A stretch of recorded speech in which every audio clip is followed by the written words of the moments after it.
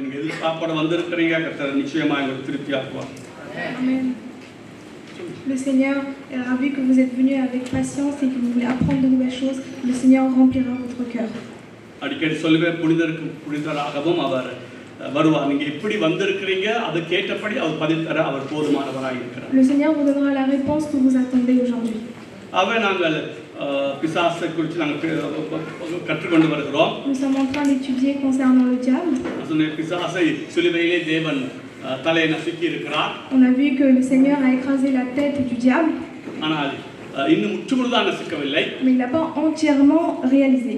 வெளிப்படுத்தின சுவிசேஷத்தில் சொல்லப்பட்டதுபடி அவர் ஒரு நாள் பிசாசை தூக்கி இந்த அக்கினி கடலிலே போட்டு விடுவார். Comme il est déjà dit dans le livre Apocalypse, le Seigneur jettera le diable définitivement dans le feu.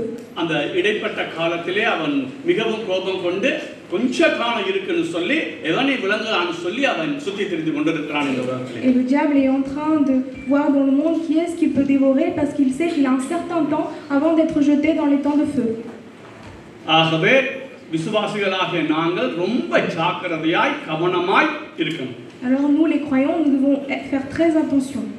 இந்த உலகத்துல இருக்க மக்கள் அவன் பக்கமா இருக்கிறபடினாலே அவங்களுக்கு மிகப்பெரிய அளவில் தீங்கு செய்ய மாட்டான். Comme les gens qui sont dans le monde, les non-croyants vivent déjà dans le monde et sont du côté du Satan, alors eux ils n'auront pas énormément de problèmes à rencontrer. நாங்கள் ரட்சிக்கப்பட்டிருக்கிறபடினால் அவன் மிகவும் கோபம் கொண்டு இந்த விசுவாசிகளுடைய வாழ்வை கெடுக்க அவன் முயற்சி பண்ணுவான். Mais comme nous sommes des croyants et que nous avons accepté Jésus-Christ, alors il va essayer de nous tenter et de nous séduire. ஏற்கனவே சொல்லி இருக்கிறேன், ஒருக்கா ரட்சிக்கப்பட்டுட்டா நாங்க ரட்சிப்பை இழக்க போறது இல்ல. Je l'ai déjà dit auparavant, si nous avons obtenu le salut, nous allons jamais le perdre. அது அவனுக்கும் தெரியும். Et ça il le sait très bien.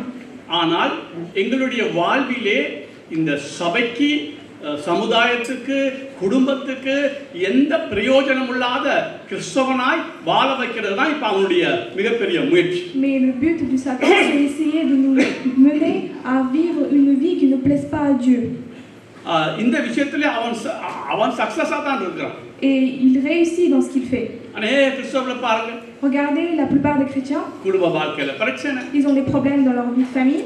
எந்த ஒரு சுவிசேஷம் சொல்ற வாஞ்சை இல்ல. Et ils ont aucune envie de prêcher la parole de Dieu. பரிசுத்தவாதத்துக்கு எந்த ஒரு வைராக்கியம் இல்ல. Ils ont aucune volonté de vivre sainement. வேதத்தை வாசிக்க விருப்பம் இல்ல. Ils ont pas envie de lire la Bible. சபை கூடி வர்றதுல விருப்பம் இல்ல. Ils veulent pas se rassembler dans les églises. ஆகவே நான் சொல்லுவேன் இந்த விஷயத்துல அவன் வெற்றி பெற்றிருக்கிறான். Et je le dis, il a obtenu la victoire sur ces choses-là. இனி வருகிற நாட்களிலாவது நாங்க அவனை ஜெயம் கொள்ள தேவன் நமக்கு கிருபை செய்வாரா. J'espère que Dieu va nous donner la grâce afin que nous puissions obtenir victoire sur ces choses. அப்போசனே இந்த இடைப்பட்ட காலத்திலே அவன் எப்படியாயினும் இந்த தேவ பிள்ளைகள் என்ன சொல்றது சாட்சி இல்லாமல் ஒரு பிரயோஜனம் இல்லாமல் வாழ அவன் முழு முயற்சி எடுப்பான். Il va tout faire, le diable va tout faire parce qu'il a un certain temps, il va tout faire en sorte que les croyants qui sont nous, vous et moi, nous ne puissions pas vivre une vie saintement. இப்போ இந்த சபையிலே பாருங்க. Regardez dans cette église. ஞாயிற்றுக்கிழமை வருகிற சனங்கள் உபவாச கூட்டத்துக்கோ அல்லது Bible ஸ்டடிக்கோ அல்லது ஒரு நைட் பிரேயருக்கோ வர மாட்டாங்க. Nous voyons très bien que les gens qui viennent au rassemblement les dimanches à l'église ne viennent pas tous le mercredi ou le samedi pour les prières de jeûne ou pour les prières de nuit. ஏன் ஆன்லைன்ல நடக்கிற அந்த கூட்டத்தை கூட வீட்ல இருந்து கொண்டு வர முடியாத இத்தனை பேர் நாம இருக்கிறோம். Et on sait très bien qu'il y a énormément de gens qui regardent uniquement sur la télé. அப்ப அவன் ரொம்ப ஜாக்கிரதையா இருக்கிறான். Et le diable est très attentif. அப்ப என்ன கவனிங்க, ஒரு சிலருக்கு உண்மையாக வசதி இல்லாம இருக்கலாம். C'est vrai que pour certaines personnes c'est difficile de venir. ஆனா பலருக்கு வசதி இருக்கு. Et beaucoup de gens vous avez la possibilité. வேலை முடிஞ்சு நேரா இங்க பைபிள் ஸ்டடிக்கு வர முடியும். Ils peuvent terminer le travail et venir pour l'étude biblique le mercredi. வேலை முடிஞ்சு நைட் பிரேயருக்கு வர முடியும். Ils peuvent venir pour la prière de nuit. ஆனா வர மாட்டாங்க. Mais ils veulent pas venir. அப்ப பிசாசு எவ்வளவு சக்சஸா இருக்கான்னு இப்ப தெரியுதா உங்களுக்கு பார்க்க. Est-ce que vous voyez à quel point le diable est victorieux sur ces choses? Okay, அப்ப நான் சொன்னேன் இப்ப போன முறை பார்த்தோம் முதலாவது. La dernière fois nous avons vu.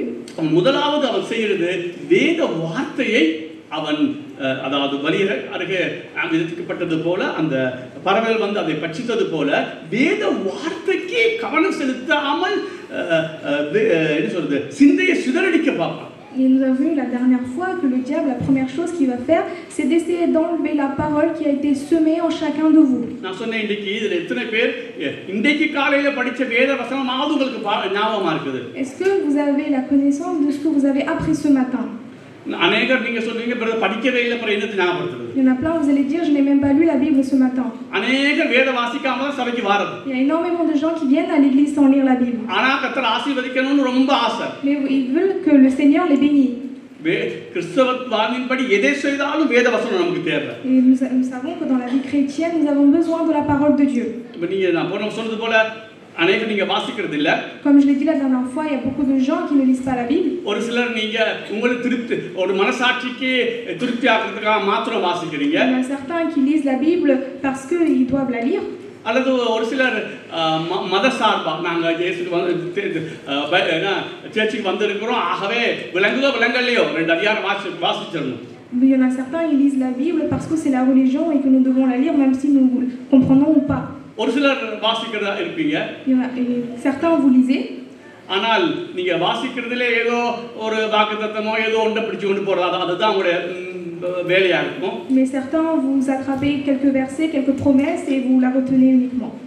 எத்தனை பேர் நாம அதை வாசித்து அதை விளங்கிக் கொண்டு எங்கள் வாழ்க்கைக்கு இதை அபியாசிக்கணுங்கிறது எத்தனை பேர் அப்படி நாங்க வைராக்கியமா படிச்சு உபதேசங்களை கற்றுக்கொண்டு அல்லது கற்பனைகளை கற்றுக்கொண்டு நாங்க வாழ முயற்சி பண்ணுகிறோம். Combien de personnes vous êtes zélés dans le fait de lire la parole de Dieu, de l'apprendre, de la méditer et également de vivre d'après ce qui est écrit?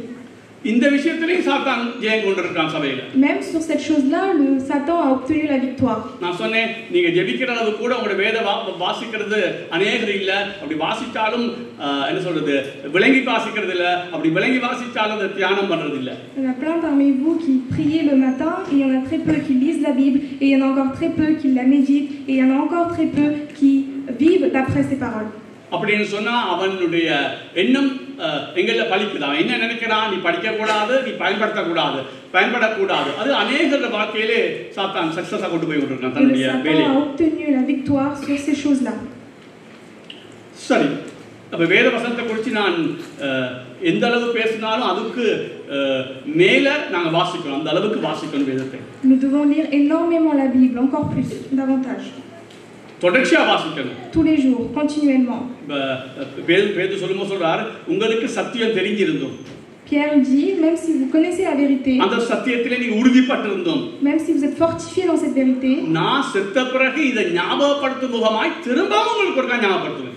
même après ma mort, j'aimerais vous faire remémorer ces paroles. அப்ப எந்த அளவுக்கு நான் அதாவது ஒரு வருஷம் சொன்னாரு நாங்க வாசிக்கிறது 5% ஒரு 10% இருந்தால் தியானம் பண்றது 100% இருக்கணும். படிக்கிறதை விட தியானிக்கிற நேரம் அதிகமா இருக்கணும். அப்பதான் எங்கள் உள்ளத்துக்குள்ளே அந்த சத்தியம் பதியும், அந்த கற்பனைகள் பதியும். Même si nous lisons la Bible à 10%, nous devons pouvoir la méditer et la comprendre à 100%. Passer énormément de temps dans la méditation. தியானம் பண்ற பார்வை எடுத்துக்கொண்டா சபையில 1% இருக்குமோன்னு எனக்கு சந்தேகமா தான் இருக்கு. Je me demande et je me pose la question s'il y a au moins 1% des gens qui sont présents dans l'église méditent la Bible. நான் சொன்னேன் உங்களுக்கு நான் ஒரு புத்தகத்தை படித்தா அது 3 தடவை 4 தடவை 10 தடவை 15 தடவை 20 தடவை படிச்சிருக்கேன்னா அந்த படிக்கிறது அல்ல முக்கியம். அந்த படித்த சத்தியம் எனக்குள்ள வரணும்னா அதை திரும்ப திரும்ப வாசிக்கணும், மெடிடேட் பண்ணணும். அப்பதான் அது என் வாழ்க்கைக்கு அது ஒரு பங்காய் வந்து சேர்ந்துடும். Quand je lis un livre, je ne le lis pas juste une fois, mais je vais le lire plusieurs fois, 10 fois, 20 fois. Pourquoi? Parce que j'ai besoin que les paroles qui sont écrites dans cet livre soient utiles dans ma vie. OK, இரண்டாவது அவனுடைய மிகப்பெரிய தந்திரம் குற்ற உணர்வு. La deuxième chose, c'est la culpabilité. பிசாசின் 3 காரியங்கள் மிக முக்கியமா அவன் எங்களிலே செய்ய பார்ப்பான். Il y a 3 choses sur lesquelles le Satan appuie sur nous. ஒன்று சோதனைக்கு உட்படுத்துவான். La première chose, c'est les tentations. பாவம் செய்ய தூண்டுவான். Il va faire en sorte que vous péchez. அதான் சோதனைக்கு உட்படுத்துறான். இரண்டாவது வஞ்சனை. Deuxième chose, c'est la vengeance. Séduction. அதாவது எப்படின்னு சொன்னால் வஞ்சிக்கிறது இப்ப சத்தியங்களை விளங்கிக் கொள்ளாத அளவுக்கு நம்ம குழப்பிடுவோம். Il va faire en sorte que vous comprenez pas la vérité. Il va vous confondre. அத நான் இந்த முதல் ரெண்டை நான் அடுத்த முறையோ அடுத்த முறை கொஞ்சம் கூட படிப்போம். Les 2 premières choses, nous allons voir davantage les prochaines fois. மூணாவது நான் சொன்னது போல குற்ற உணர்வு தான் படிக்க போறோம். La troisième chose, c'est la culpabilité. C'est ce que nous allons voir aujourd'hui. நான் குற்ற உணர்வு அங்கேயும் பல தடவை உங்களோட பேசி இருக்கிறேன். Je vous ai déjà parlé de la culpabilité. இந்த குற்ற உணர்வு யாருக்கு அதிகமாய் வரும்னு சொன்னால் ஆவிக்குரிய வாழ்விலே மிக பெரிய அளவுக்கு தாங்கள் வளரணும்னு நினைக்கிற மக்கள் மத்தியிலே மாத்திரம் தான் குற்ற உணர்வு அதிகமாய் வரும். Qui est-ce qui va ressentir la culpabilité, qui aura beaucoup plus du mal? C'est les gens qui voudront réellement grandir dans la présence de Dieu. ரட்சிக்கப்பட்டு ரட்சிக்கப்படாதவன் குற்ற உணர்வு அதிகமாக வராது. Celui qui n'est pas réellement sauvé n'aura pas beaucoup de culpabilité. ரட்சிக்கப்பட்டு எந்த ஒரு பிரயோஜனம் இல்லாம வாழ நினைக்கிறவனுக்கும் அதிகமாக குற்ற உணர்வு வராது. Celui qui ne veut pas vivre d'après la parole de Dieu non plus, il n'aura pas la culpabilité. ஆனால் அதிகமாய் பரிசுத்தத்தை வாஞ்சிக்கிறவங்க, mais celui qui a un réel désir pour la sainteté, பரிசுத்தமாய் வாழ்ந்து நான் ஜெபம் பண்றேன்னு சொல்ல மாட்டேன், பரிசுத்தமாய் வாழ்ந்து ஜெப வாழ்விலே மிகப்பெரிய அளவுக்கு உறுதியா ஜெபிக்க தொடங்கும் போது, lorsque la personne commence à devenir saint de plus en plus et veut grandir dans la prière, அளவில்லாத அளவிலே குற்ற மனம் சாட்சி வரும். une grande culpabilité viendra sur lui. அப்ப முதலாவது பிசாசுட ஆயுதம் வார்த்தை உனக்குள்ள போக கூடாது. La première chose, la première arme du diable, c'est il va faire en sorte que la parole ne vienne pas en toi, வாசிக்க கூடாது, pour que tu ne puisses pas lire la parole de Dieu, விலகிக் கொள்ள கூடாது, pour pas que tu puisses la comprendre, அந்த சத்தியத்தை அறிய கூடாது, pour pas que tu puisses connaître la vérité, அது தியானம் பண்ண கூடாது. pour pas que tu la médites. அது முதலாவது. C'est la première chose. இரண்டாவது இதை மிஞ்சி நீ வாசித்து தியானம் பண்ணி இப்பொழுது பரிசுத்த வாழ்விலே கர்த்தரோடு இருக்கிற நெருக்கத்திலே ஜெபத்திலே நீ பெருக தொடங்கும் பொழுது, lorsque tu commences à méditer la parole de Dieu, à la lire continuellement et à appliquer dans ta vie et également grandir dans la prière, அவன் அடுத்த ஆயுதத்தை எடுக்கிறான். il va prendre la deuxième arme, குற்ற உணர்வு, la culpabilité. இன்றைக்கு அதிகமாய் தேவனண்டையிலே நெருங்கி சேருகிறவர்களுக்கு இருக்கிற மிகப்பெரிய பிரச்சனை இந்த குற்ற உணர்வு தான். La plus grande crainte des croyants aujourd'hui qui ont du mal encore à aller vers la présence de Dieu, c'est la culpabilité. நான் அதிக காலமா இதிலே அதிக காலம் சொல்றேன், அதிக வருடங்களாய் நான் குற்ற உணர்வில் அதிக பிரச்சனைக்கு உட்பட்டேன். J'ai eu beaucoup de problèmes concernant la culpabilité durant des années et des années. அதுக்கப்புறம் புத்தகங்களை வாசிக்க தொடங்கினேன். Après j'ai commencé à lire des livres, à lire la parole de Dieu. ஆகவே ஓரளவு இந்த குற்ற உணர்வில் இருந்து எப்படி வெளிவரலாம்னு கொஞ்சம் கற்றுக்கொண்டேன். J'ai appris quelque chose, des nouvelles paroles qui m'ont permis de sortir de cela. இந்த குற்ற உணர்வுக்கு மிகப்பெரிய காரணம் என்னன்னா, la plus grande cause de la culpabilité, இப்ப நாங்க என்ன நினைக்கிறோம், ரட்சிக்கப்பட்டுட்டோம், nous croyons que nous sommes sauvés. ரட்சிக்கப்பட்ட பிறகு நாங்க ஒரு பாவமும் செய்யாம வாழ்றதுதான் தேவ சித்தம்ங்கற மாதிரி நாமளே நினைச்சு கொள்றோம். Et nous pensons que la volonté de Dieu, c'est après avoir été sauvé, c'est de vivre sans péché. ஒரு ஆள் கேட்டது, ஒரு ஆவிக்குரியவன்னா அது எப்படி நாங்க புரிஞ்சுக்கொள்ளலாம் ஆவிக்குரியவன்? Il y a une personne qui m'a posé la question, quand on dit quelqu'un de spirituel, qu'est-ce que ça veut dire? அப்போ பலர் சொன்னாங்க பாவம் இல்லாம வாழ்றது. Il y en a plein qui ont dit c'est de vivre une vie sans péché. அந்த தேவன் சொன்னான் அப்படி அல்ல. Et l'homme de Dieu lui a répondu, ce n'est pas cela. ஒரு பரிசுத்தவான் சொன்னால் அவன் பாவம் செய்ய மாட்டாங்கிறதல்ல, அவன் பாவம் செய்தால் எந்த அளவு சீக்கிரமாய் மன்னிப்பு கேட்டு ஒப்புரவாகி தேவனோடு திருப்பி ஒப்புரவாகிறானோ அவன் தான் பரிசுத்தவான். Un saint, c'est pas celui qui ne pêche point ou arrête de pécher, mais c'est celui qui, lorsqu'il va pécher, il va se retourner rapidement à la présence de Dieu et il va demander pardon à Dieu pour qu'il soit de nouveau sanctifié. அநேகமா பரிசுத்தமா வாழ நினைக்கிறவன் தேவ சமூகத்தில் அதிகமா ஜெபம் பண்ணணும்னு நினைக்கிறவனுக்கு தான் இந்த குற்ற உணர்வு வருது. Et la culpabilité atteindra celui qui veut passer beaucoup de temps avec Dieu et qui veut méditer la parole de Dieu, vivre avec Dieu. அதுக்கு நான் சொன்ன மிக முக்கிய காரியம், நாம ரட்சிக்கப்பட்ட பிறகு நாம நினைக்கிறோம் நாங்க ஒரு பாவம் செய்யாம வாழணும் அப்படி நாம நினைக்கிறோம். அப்படி வேதம் சொல்லல, நாம நினைக்கிறோம். Nous pensons que après avoir été sauvés, après avoir obtenu le salut, nous devons vivre une vie sans péché. C'est ce que nous pensons.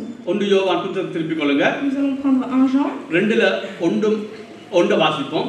Chapitre 2 verset 1. 1 யோவான் 2ல 1. 1 Jean 2 verset 1. Mes petits enfants, je vous écris ces choses afin que vous ne péchiez point. Et si quelqu'un a péché, nous avons un avocat auprès du Père, Jésus-Christ le juste. என் பிள்ளைகளே, நீங்கள் பாவம் செய்யாதபடிக்கு இவைகளை உங்களுக்கு எழுதுகிறேன். ஒருவன் பாவம் செய்வானானால் okay, முதல்ல மட்டும் பாப்போம். முதல்ல அடியை மட்டும் வாசிக்க சொல்றா திருப்பி. என் பிள்ளைகளே, நீங்கள் பாவம் செய்யாதபடிக்கு இவைகளை உங்களுக்கு எழுதுகிறேன். தொடர்ந்து வாசிங்க. ஒருவன் பாவம் செய்வானானால் ஓகே. அப்ப தேவன் எங்களை பாவம் செய்யாம வாழணும்னு எதிர்பார்க்கிறார். Dieu aimerait que nous vivons sans péché. ஆனா பாருங்க 90வது சங்கீதத்தை நீங்க எடுத்துக்கொள்ளுங்க. Psaume 90. இல்ல 103வது சங்கீதம் 14 வாசிங்க. Psaume 103, verset... 103, 14. Psaume 103, verset 14. Car il sait de quoi nous sommes formés, il se souvient que nous sommes poussière. நம்முடைய உருவம் இன்னதென்று அவர் அறிவார், நாம் மண் என்று நினைவு கூறுகிறார். அவர் நாம எப்படி நினைவு கூறுகிறார்? Comment est-ce qu'il se souvient de nous? இப்ப அவர் மண்ணுன்னு நினைவு கூறுகிறார். Il se souvient que nous sommes poussière. நீ பெரிய பலவான்னு நீ நினைக்காத. Et toi, ne pense pas que tu es quelqu'un de fort. ரட்சிக்கப்பட்ட பிறகு பாவமே செய்யாம வாழ்ந்தால்தான் கர்த்தர் நம்மை நேசிப்பார், நம்மை அணைப்பார்னு நினைக்கிறது தான் இந்த குற்ற உணர்வுக்கு மிகப்பெரிய காரியம். La plus grande cause de la culpabilité, c'est que nous pensons qu'après avoir obtenu le salut, nous devons vivre une vie remplie de sainteté, que nous ne devons pas pécher. பாருங்க, இன்னும் ஒரு 2 வருஷத்தை வாசிப்போம். ஏசாயா புத்தகத்தை திருப்பிக் கொள்ளுங்க. Nous allons encore voir d'autres versets. Nous allons prendre le livre Ésaïe, 40:17. Chapitre 40, verset 17. கர்த்தர் எங்களை எப்படி பார்க்கறான்னு பார்த்தா நாம கொஞ்சம் ஆறுதலா இருக்கலாம். நாங்க எங்களை பத்தி பெருசா நினைக்க தேவையில்லை. Ésaïe 40, verset 17. Toutes les nations sont devant lui comme un rien. Elles ne sont pour lui que néant et vanité. சகல ஜாதிகளும் அவருக்கு முன்பாக ஒன்றுமில்லை, அவர்கள் சூனியத்தில் சூனியமாகவும் மாயையாகவும் எண்ணப்படுகிறார்கள். நாங்க எப்படி இருக்கிறோம்? Comment est-ce que nous sommes? அவருக்கு முன்பாக ஒன்றுமில்லை, அது மாத்திரமல்ல சூனியமும் மாயையால் காணப்படுகிறோம். Nous sommes rien du tout devant lui et nous sommes que néant et vanité. எங்களுடைய பலவீனத்தை குறித்து பேசுறார் ஆண்டவர். Il nous parle de notre faiblesse ici, le Seigneur. சங்கீதம் 95. இன்னைக்கு நாங்க அநேக 90, verset 5. நாங்க அநேக குற்றங்களுக்கு வாரத்துக்கு காரணமே நான் சொன்னது போல ரட்சிக்கப்பட்ட பிறகு எந்த பாவமும் செய்யாம நாம வாழணும்னு முடிவெடுத்தலாம். Pourquoi est-ce qu'aujourd'hui nous avons la culpabilité? Parce que nous avons pris une décision, c'est de vivre une vie saintement sans péché. முயற்சி பண்றது தவறல்ல. Faire des efforts, c'est pas quelque chose de faux. ஆனால் ஃபெயில்படும் பொழுது நாம ஏதோ எல்லாத்தையும் இழந்தது போல நினைக்கிறது தான் தவறு. Mais la cause c'est que lorsque nous chutons, nous pensons que nous avons tout perdu. அது வாசிங்க. Psaume 90 verset 5. Tu les emportes semblables à un songe qui le matin passe comme l'herbe. அவர்களை வெள்ளம் போல் வாரிக்கொண்டு போகிறீர், நித்திரை கொத்திருக்கிறார்கள், காலையிலே முளைக்கிற புல்லுக்கு ஒப்பா இருக்கிறார்கள். காலையில முளைக்கிற புல்லுக்கு ஒப்பா இருக்காங்க. காலையில முளைக்கிற புல்லு அடுத்த நாள் விதிச்சா அது இல்லாம போயிடும். அந்த மாதிரி தான் எங்களுடைய வாழ்வு இருக்குது. Semblable à un songe qui le matin passe comme l'herbe. Et nous pensons que notre vie est semblable à cela. 39 சங்கீதம் 11 வாசிப்போம். 39:11. Nous allons prendre Psaume 39 verset 11. 39:11. Psaume 39 verset 11. Tu châties l'homme en le punissant de son iniquité, tu détruis comme la teigne ce qu'il a de plus cher. Oui, tout homme est un souffle. அக்கிரமத்து நிமித்தம் நீர் மனுஷனை கடிந்து கொண்டு தண்டிக்கிற போது அவன் வடிவை பொட்டரிப்பை போல் அழிய பண்ணுகிறீர். இப்ப நீங்க நல்லா கவனிங்க. நாங்க ரட்சிக்கப்பட்டிருக்கிறோம். Nous sommes sauvés.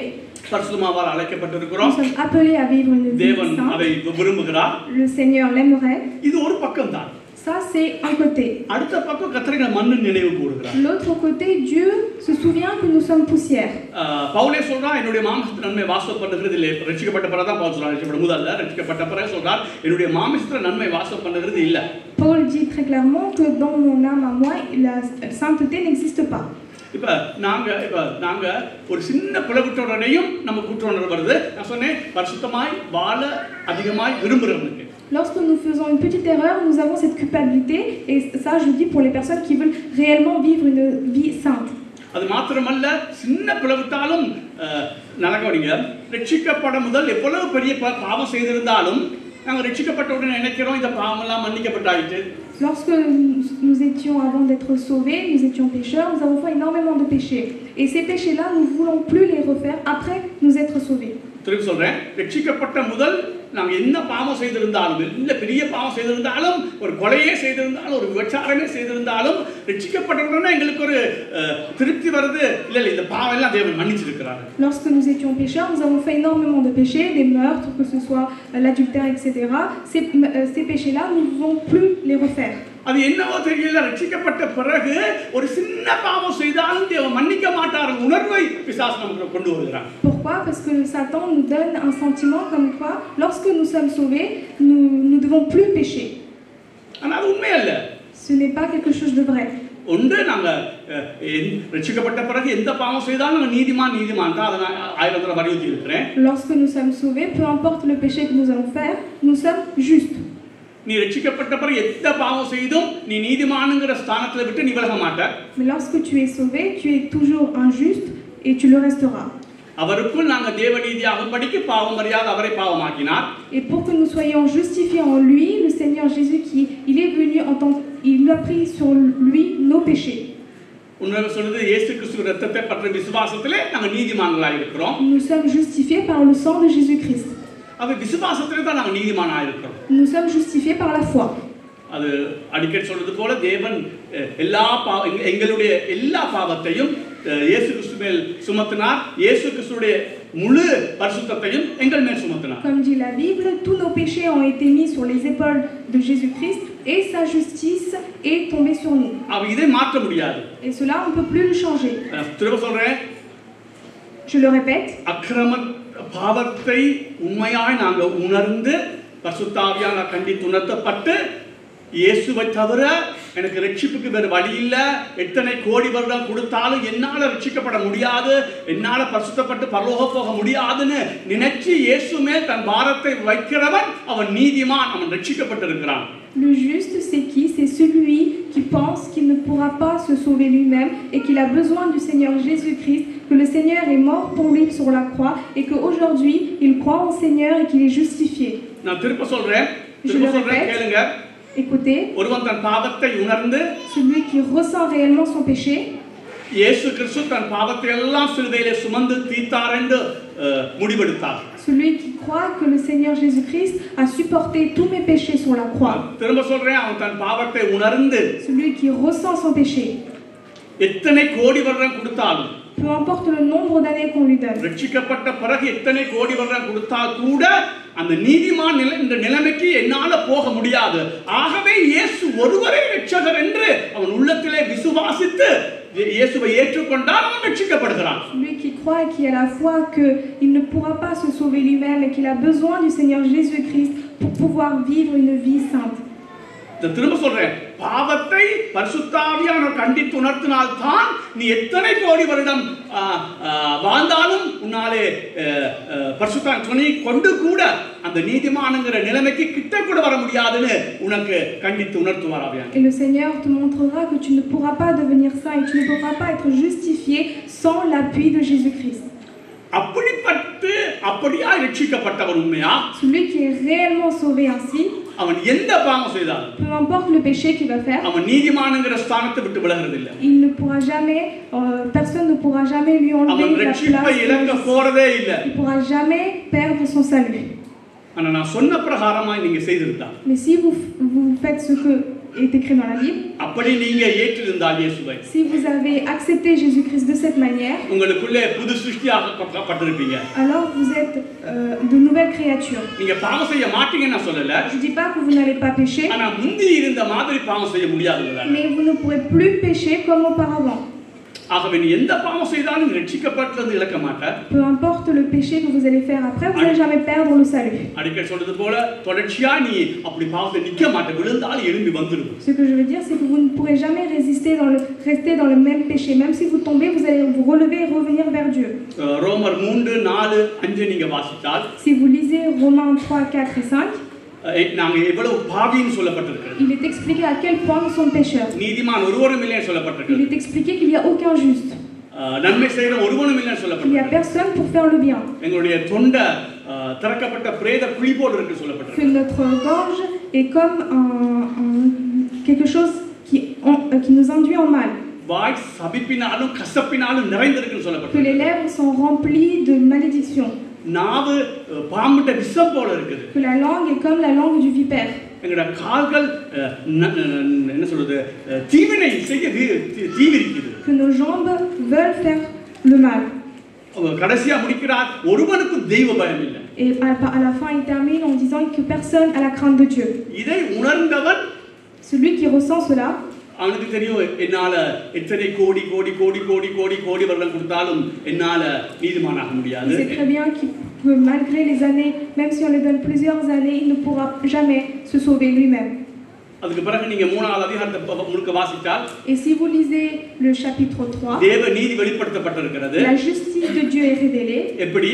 comment? இயேசு கிறிஸ்துவை பற்றிய விசுவாசத்திலே நாங்கள் நீதிமானாக்கப்படுகிறோம். nous sommes justifiés par le moyen de la foi en Jésus-Christ. ஆவே இயேசு கிறிஸ்துவுடைய 100% விதமான பரிசுத்தம் எங்கள் தலைமையிலும், எங்களுடைய 100% விதமான பாவம் அவர் தலைமையிலும் சுமத்தப்பட்டது. La sainteté du Seigneur Jésus-Christ est sur nous et nos péchés à nous est sur la tête de Jésus. ஆகவே நீதிமான் ஒரு நாளும் நீதிமான் நிலை விட்டு விலக முடியாது. Et quelqu'un qui est sauvé, un juste ne pourra jamais changer sa place. ஆனா கேள்வி என்ன? நான் சொன்னது போல அந்த பரிசுத்த ஆவியானவர் பாவத்தை கண்டித்து உணர்த்தி எனக்கு வாழ்வில்ல, எனக்கு நரகம் தான் நீ உள்ளத்தின் ஆழத்தை உணர்ந்தால் தான் இயேசு உனக்கு இரட்சகராக வர முடியும். Si le Saint-Esprit te révèle que tu ne pourras jamais te sauver toi-même et que tu as besoin de l'appui du Saint-Esprit et de Jésus-Christ pour te sauver, alors tu es réellement sauvé. நீ அப்படியே இயேசுவை ஏற்றுக்கொண்டிருந்தால், si tu as accepté de cette manière, நீ புது சிருஷ்டியா இருக்கிறாய். tu es une nouvelle créature. பழையவையெல்லாம் ஒளிந்து போயின. Les choses anciennes sont passées.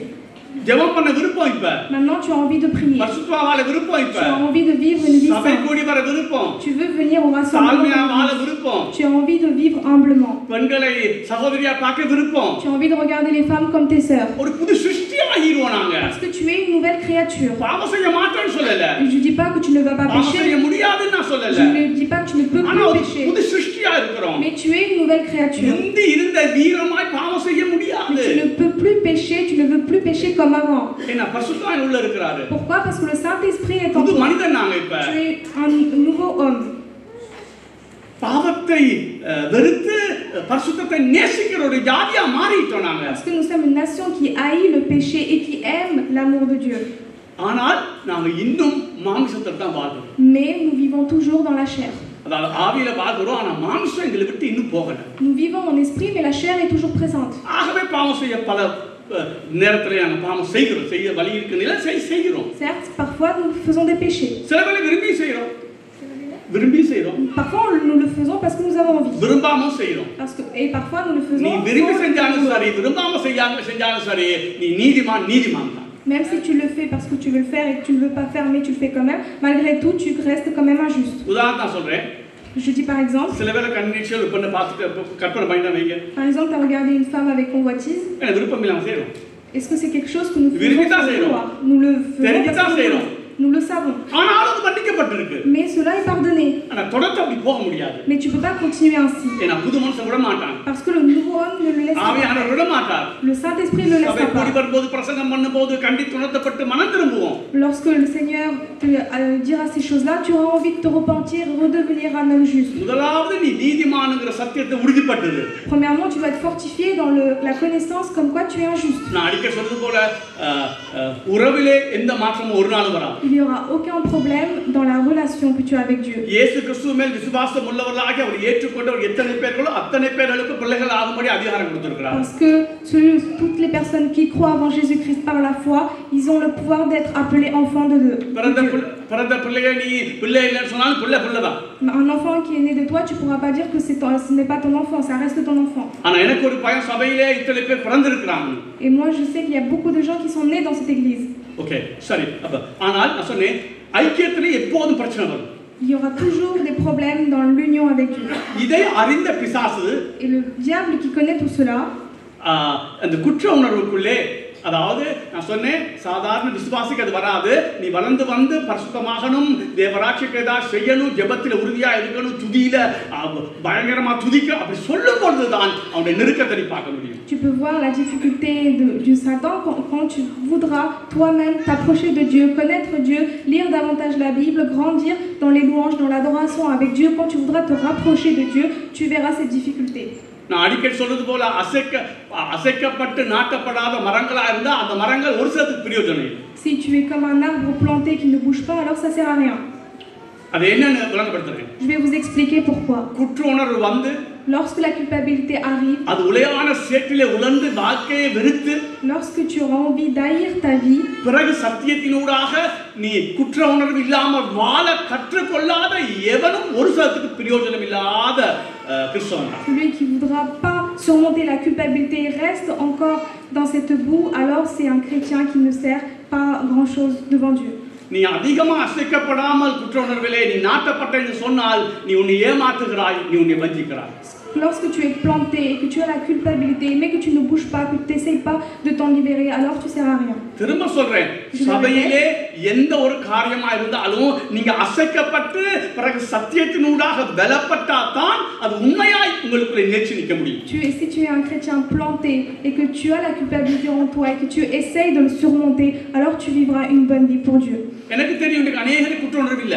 Je sais que beaucoup de gens n'ont pas la culpabilité. ஒரு கொஞ்சம் குற்ற உணர்வு, கொஞ்சம் சொட்டு. Vous avez un tout petit peu la culpabilité. அர்த்தம் நீ இன்னும் ஒன்னு ரட்சிக்கப்படல, இல்லையோ நீ இன்னும் கர்த்தருக்கு என்ன சொல்ற எழும்பி பிரகாசிக்க நீ முயற்சி பண்ண. Pourquoi? Parce que ça veut dire que soit tu n'es pas réellement sauvé, soit tu n'as pas envie de faire de grandes choses pour Dieu. அப்ப இந்த காரியம் இல்ல, எந்த காரியத்திலும் அசைக்கப்பட்டு தான் நாட்டப்படணும்.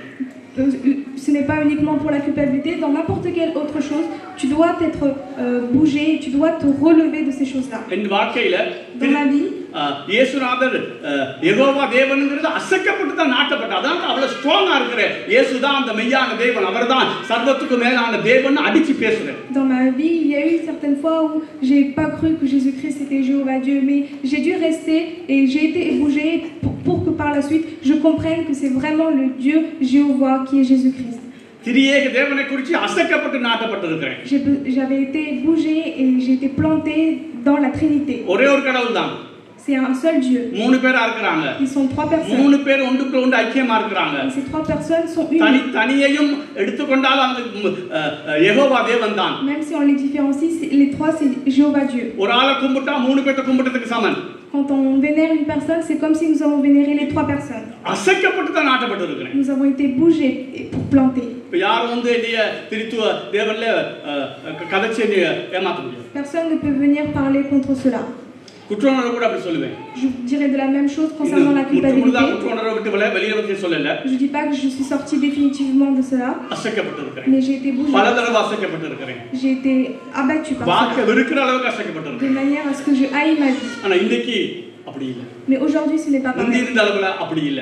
Ce n'est plus pareil comme avant. எந்த பாவத்தை செஞ்சாலும் மன்னிப்பு கேட்டுட்டு நடக்கிற அளவுக்கு கொஞ்சமாவது கர்த்தனை பழக்கி இருக்கிறார். Le Seigneur m'a appris à demander pardon lorsque je pêche et à continuer à avancer en lui. இப்போ நான் இந்த குற்றவுணர்வை பத்தி பேசும்போது அதிகமா சொல்லியிருக்கேன், நீங்க அதை தவறாய் பயன்படுத்த முடியும். J'ai beaucoup parlé de la culpabilité, vous pouvez mal l'interpréter. தவறாய் ஒரு சிலர் பயன்படுத்துறதுக்காக உண்மையாய் அந்த சத்தியத்தை அறியணும்னு இருக்கிற மக்களுக்கு நம்ம சொல்லிதான் ஆகணும். ஒண்ணுமே செய்ய முடியாதுங்களா? Pour les personnes qui veulent vraiment connaître la vérité, nous avons besoin de leur dire. கவனிங்க, இப்ப இந்த பழைய ஏற்பாட்டுல கணக்கு வசனம் எடுக்கல, பழைய ஏற்பாட்டுல உங்களுக்கு ஒரு உதாரணம் காட்டுறதுக்கு. Dans l'Ancien Testament, je vais vous montrer des exemples. நான் சொன்னேன், இன்னும் உனக்கு குற்றம் அதிகம் இல்லைன்னா நீ இந்த பிரசனத்தை கேட்கறதுல கொஞ்சம் படுத்துடு, உனக்கு கொஞ்சம் சுகமா உண்டாகும். Je le répète, si vous n'avez pas encore compris la culpabilité, vous aurez du mal à comprendre la parole. படுக்க சொன்னீங்க? படுத்தாங்க. Et le pasteur me demande de dormir aussi. நான் மூடி கேட்கிறேன். அப்ப பாதி எனக்கு ஃப்ரெண்ட்ஸ் தெரியும். ஓகே, சரி, எனக்கு கவனிங்க. ஓகே, பேசுறது பயமா? சரி, ஓகே, எனக்கு கவனிங்க. அப்ப பழைய ஏற்பாடு எடுத்துக்கொள்வோம், கவனிங்க. Nous allons prendre l'Ancien Testament. யாத்திராகமம் 12வது அதிகாரத்துல எடுக்காதீங்க. யாத்திராகமம் 12வது அதிகாரத்துல Exode chapitre 12. பஸ்கா ஆடு அடிக்கப்பட்டு அந்த ரட்சிப்புக்கு அடையாளம் அதை நாங்க பார்க்கிறோம் அல்லவா? Il y a un agneau qui a été abattu qui est semblable au salut. அது எதுக்கு அடையாளம் சொல்றேன்? C'est quoi le symbole de cet agneau? எங்க பாவங்கள்லாம் சுமந்து தீத்தாராக ரட்சிப்புக்கு ஒரு அடையாளம் வச்சுக்கொள்ளுங்க. C'est un symbole concernant le salut. இப்ப கவனிங்க. Écoutez bien. இஸ்ரவேல் ஜனங்கள் இப்ப இப்படி வைப்போம். இஸ்ரவேல் ஜனங்களை நாங்க சபைக்கு ஒப்பிட்டு கிடப்போம். Nous allons voir le peuple d'Israël comme le peuple de l'Église. அவங்க பஸ்கா ஆண்டு அடிக்கப்பட்டு அவங்க வந்துகிட்டு இருக்காங்க. Et l'agneau a été sacrifié. அப்ப அவங்க எல்லாரும் ரட்சிக்கப்படாட்டியும் நம்ம ரட்சிக்கப்பட்டா எடுக்கணும் சபையில. Même si tout le monde n'est pas entièrement sauvé, nous partons du principe que tout le monde est sauvé. சரி, பிறகு எடுக்காதீங்க. என்னாகும் 19வது அதிகாரத்துல Nombre chapitre 19. ஒரு சிவப்பு கடாரி அடிக்கிறாங்க. கடாரின்னா ஒரு மாடு. Un bœuf a été abattu. அப்ப அதுல சாம்பல் எடுத்து Nous allons prendre la cendre அதை குவிச்சு வச்சிருப்பாங்க. et ils vont le mettre d'un côté. ஒருவன் ஒரு பிரேதத்தை தொட்டுட்டான்னு வைங்க. பிரேதம் Un cadavre, ils vont toucher un cadavre. தொட்டுட்டாங்க. அது ஒரு எலும்பை தொட்டுட்டாங்க. Ils vont toucher l'os d'un cadavre. இப்ப அவங்க என்ன செய்யணும்னா அவங்க உடனடியாய் ஆலயத்துக்கு போய் அவங்களால ஆராதிக்க அனுமதி இல்லை. Et lorsqu'il a touché le cadavre, il ne peut pas aller directement à l'église et louer le Seigneur. இப்ப தேவனுக்கு அவங்களுக்கு இடையில ஒரு பிளவு வந்துச்சு. Et parce qu'il a fait une erreur. அப்ப என்ன செய்யலாம்? Qu'est-ce qu'il peut faire? இந்த சாம்பலை கொஞ்சம் எடுத்து Il va prendre un peu de cendre. தண்ணீர்ல விட்டு Il va le mettre dans de l'eau. அவனுக்கு தெளிக்கிறதுல. Et il va le jeter sur lui. அது ஒரு சிலருக்கு ஒரு நாளிலேயே அந்த தீட்டு கழிஞ்சு போயிடும். Et pour certaines personnes, en un jour, cette chose partira. ஒரு சிலருக்கு 3 நாள் எடுக்கும். Pour certaines personnes, 3 jours. பிரேதத்தை தொட்டா 7 நாள் எடுக்கும். Et pour certaines personnes, quand ils touchent un cadavre, ça peut prendre 7 jours. அதுக்கு பிறகுதான் அவன் எங்க போக முடியும்? ஆலயத்துல போய் ஆராதிக்க முடியும். Et c'est après cela qu'il peut aller dans l'église pour louer le Seigneur. கவனிங்க, இப்ப அதே புதிய ஏற்பாடு. Écoutez bien, on va venir au Nouveau Testament.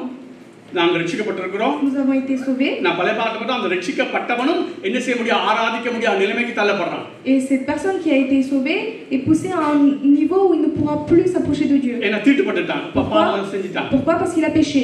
இப்ப புதிய ஏற்பாடுக்கு வாங்க. Revenez au Nouveau Testament. அதே ரூல்ஸ் இருக்குது. Il a les mêmes règles. நாங்க இஸ்ரவேல் ஜனம்தான். Nous sommes un peuple hébreu. நாங்க ரட்சிக்கப்பட்டிருக்கிறோம். Nous avons été sauvés. ஆனா பாவம் செஞ்ச உடனே Mais lorsque nous avons péché, எங்க மனசாட்சி குற்றப்படுது தேவ சமூகத்துக்கு போறதுக்கு. nous avons la culpabilité au fond de nous pour s'approcher de Dieu. இப்ப அப்படி வரும் பொழுது இப்ப அன்றைக்கு சாம்பல் வச்சிருந்தாங்க. Ce jour-là, il y avait la cendre. இன்னைக்கு இயேசு கிறிஸ்து ரத்தம் நம்ம கையில இருக்குது. Aujourd'hui, nous avons le sang de Jésus-Christ. இப்ப நான் சொன்னேன் நாங்க ரட்சிக்கப்பட்டிருக்கிறேன். Aujourd'hui, nous sommes sauvés. இஸ்ரவேல் ஜனம் ரட்சிக்கப்பட்டவன்தான்.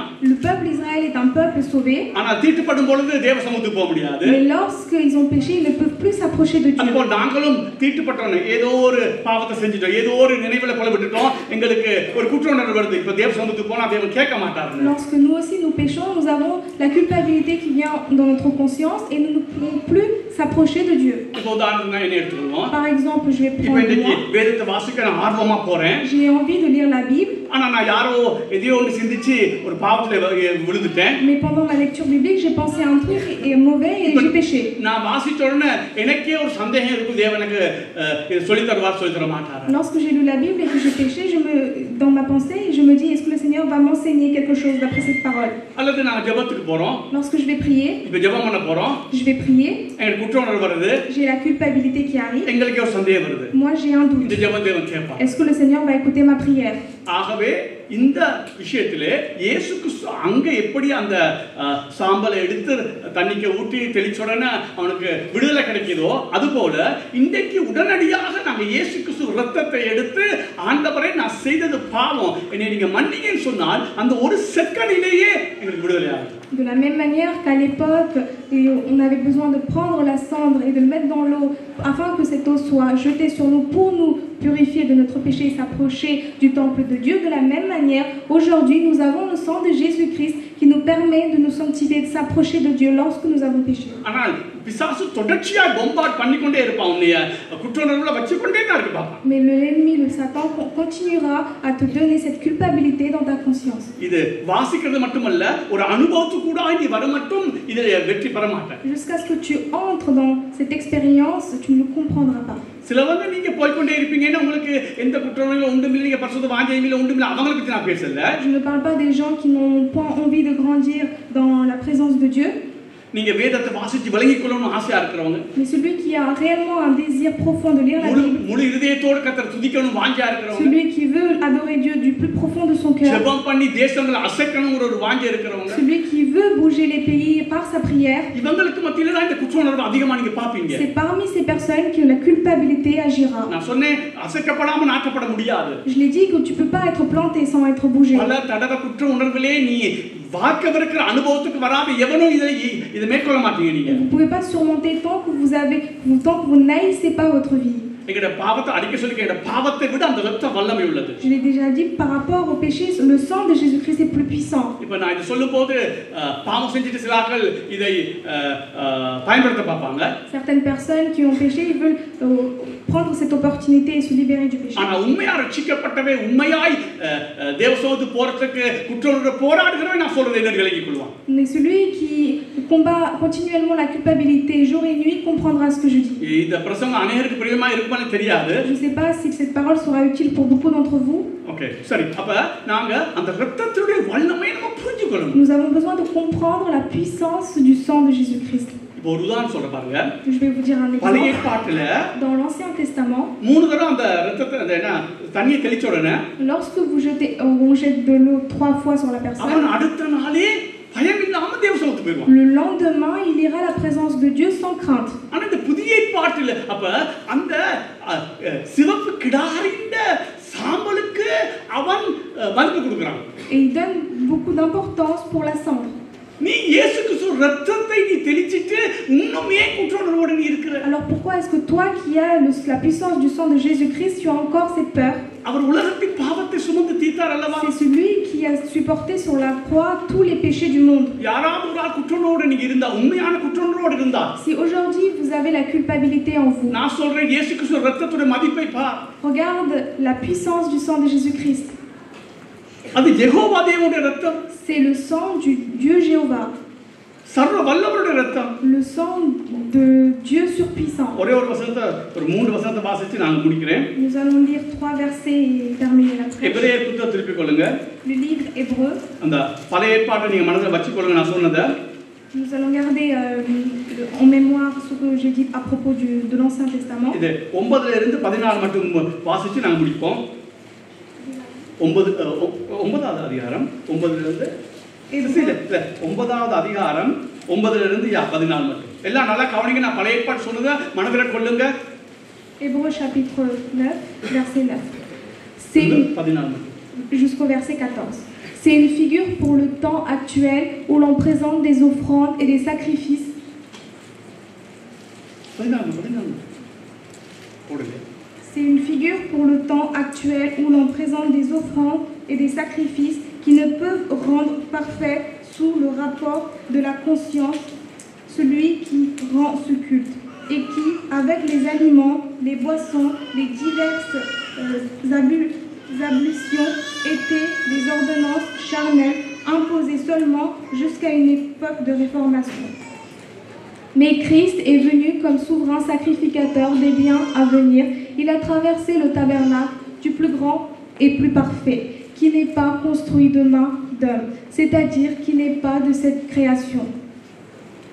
Et il est entré une fois pour toutes dans le lieu très saint, non par le sang des boucs et des veaux, mais avec son propre sang ayant obtenu une rédemption éternelle. Car si le sang des taureaux et des boucs et la cendre d'une vache répandue sur ceux qui sont souillés sanctifie et procure la pureté de la chair, combien plus le sang de Christ qui, par un esprit éternel, s'est offert lui-même sans tache à Dieu, purifiera-t-il votre conscience des œuvres mortes afin que vous serviez le Dieu vivant. அந்த கூடாரம் இக்காலத்திற்கு உதவுகிற ஒப்பனையா இருக்கிறது. அதற்கேற்றபடியே செலுத்தப்பட்டு வருகிற காணிக்கைகளும் பலிகளும் ஆராதனை செய்கிறவனுடைய மனசாட்சியை பூரணப்படுத்த கூடாதவைகளாம். இவைகள் சீர்திருத்தம் உண்டாகும் காலம் வரைக்கும் நடந்தேறும்படி கட்டளையிடப்பட்ட போஜன பானங்களும் பலவித ஸ்நானங்களும் சரீரத்திற்கேற்ற சடங்குகளுமே அல்லாமல் வேறல்ல. கிறிஸ்துவானவர் வரப்போகிற நன்மைகளுக்குரிய பிரதான ஆசாரியராய் வெளிப்பட்டு கையினால் செய்யப்பட்டதாகிய இந்த சிருஷ்டி சம்பந்தமான கூடாரத்தின் வழியாக அல்ல, பெரிதும் உத்தமமான கூடாரத்தின் வழியாகவும் வெள்ளாட்டுக்கடா, இளங்காளை இவைகளுடைய இரத்தத்தினாலே அல்ல, தம்முடைய சொந்த இரத்தத்தினாலும் ஒரே தர மகா பரிசுத்த ஸ்தலத்திலே பிரவேசித்து நித்திய மீட்பை உண்டு பண்ணினார்.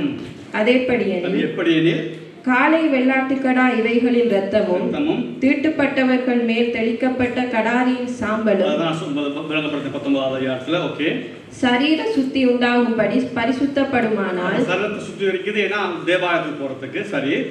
நித்திய ஆவியினாலே தம்மை தாமே பழுதற்ற பலியாக தேவனுக்கு ஒப்பு கொடுத்த கிறிஸ்துவனுடைய இரத்தம் ஜீவனுள்ள தேவனுக்கு ஊழியம் செய்வதற்கு உங்கள் மனசாட்சியை செத்த கிரியைகளற சுத்திகரிப்பது எவ்வளவு நித்திய ஆவியினாலே தம்மை தாமே பழுதற்ற பலியாய் தேவனுக்கு ஒப்பு கொடுத்த கிறிஸ்துவனுடைய இரத்தம் ஜீவனுள்ள தேவனுக்கு ஊழியம் செய்வதற்கு உங்கள் மனசாட்சியை சுத்திகரிப்பது எவ்வளவு நிச்சயம். இங்க தேவனுக்கு ஊழியம் செய்யறதுங்கிறது இந்த ஆராதனை மட்டும் குறிக்கல. Faire le ministère de Dieu, ce n'est pas seulement de venir au culte, அது வேதத்தை வாசிக்கிறதா இருக்கலாம், que ce soit lire la parole de Dieu, ஆராதனையா இருக்கலாம், que ce soit le culte, ஜெபமா இருக்கலாம், la prière, எதுவா இருக்கலாம், peu importe.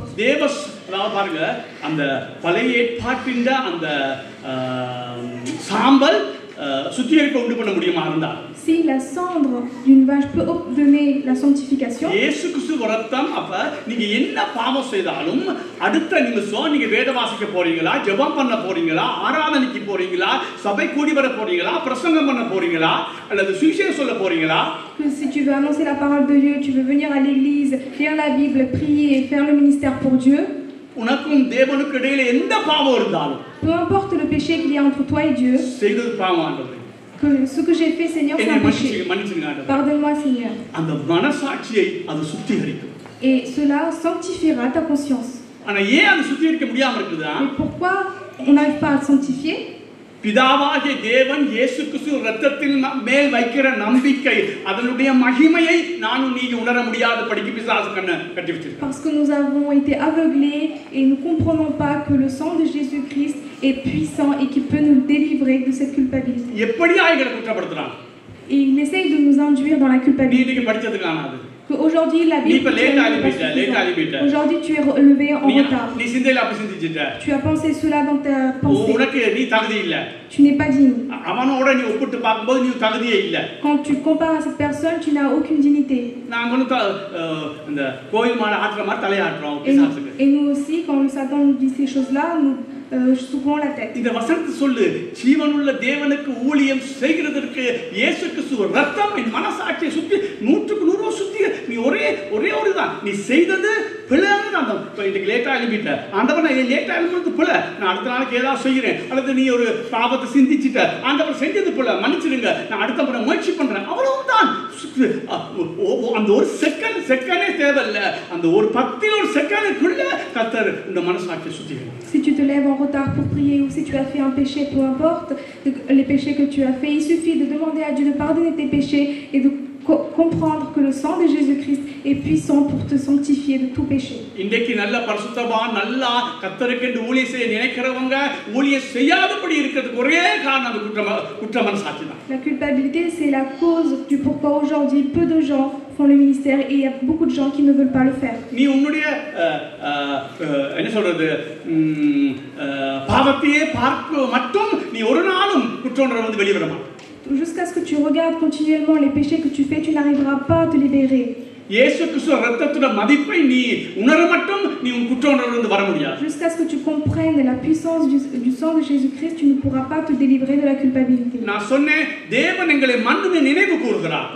Je le répète encore que le Seigneur se souvient que nous sommes poussière. அப்ப நான் என்ன நாங்க விழுந்து எழும்புற மனுஷன் நினைவு கூறுகிறார். Qu'est-ce que ça veut dire? Ça veut dire que nous sommes des hommes, que nous chutons plusieurs fois et que nous relevons. அதுக்காகத்தான் இயேசு கிறிஸ்து அனுப்பி அந்த இரத்தத்தை சிந்த பண்ணினார். C'est pour ça qu'il a envoyé le Seigneur Jésus-Christ pour que son sang soit donné sur nous. ஆபேல் இந்த இரத்தம் பேசுனதை பார்க்கணும், இந்த இரத்தம் பரிந்து பேசுது, நன்மைகளை பரிந்து பேசுது. Par rapport au sang d'Abel, le sang de Jésus-Christ parle pour nous. ஆனா நீ பிசாசு சத்தத்துக்கு செவி கொடுக்கற நிக்கிற. Mais toi aujourd'hui tu écoutes la voix du diable.